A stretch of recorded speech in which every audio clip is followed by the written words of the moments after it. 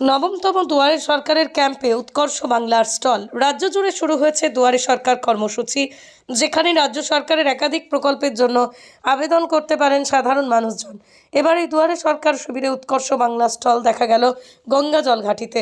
বুধবার বাঁকুড়া জেলার গঙ্গাজল ঘাটি গ্রাম পঞ্চায়েতের দুয়ারে সরকার কর্মসূচিতে গঙ্গাজল ঘাটি ব্লকের অমরকানন কলেজ মোড়ে উৎকর্ষ বাংলা প্রশিক্ষণ কেন্দ্রের স্টল দেখা গেল।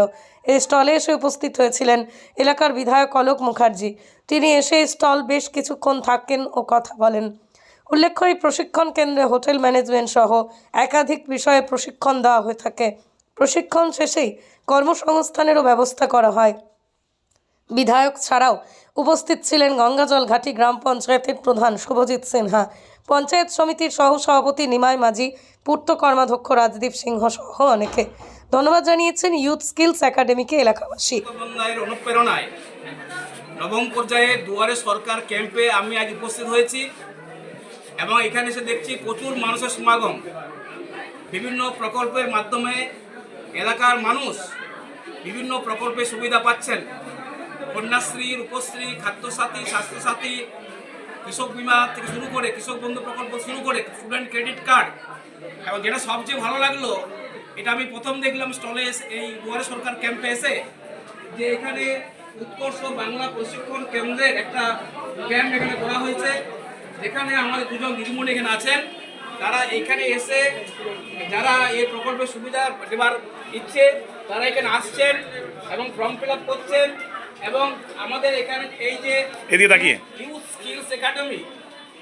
স্কিলস একাডেমি যারা কর্মরত, তারা বিভিন্ন ব্যাপারে এলাকার মানুষকে সহযোগিতা করছেন।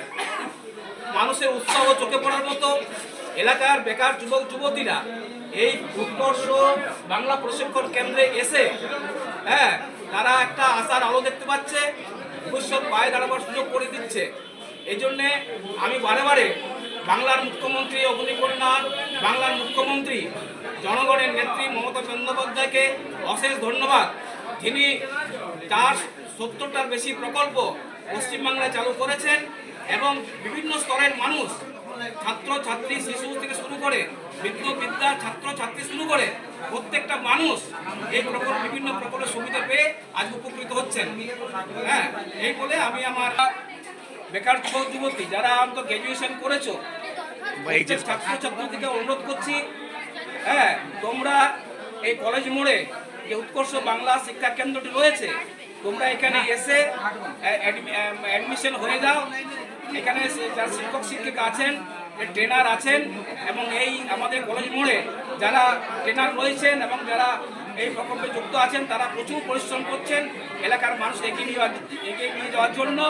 তাই আমি আহ্বান করছি, বেকার যুবক যুবতী ভাইরা এই অ্যাডমিশন হও, তোমরা আশার আলো দেখতে পাবে।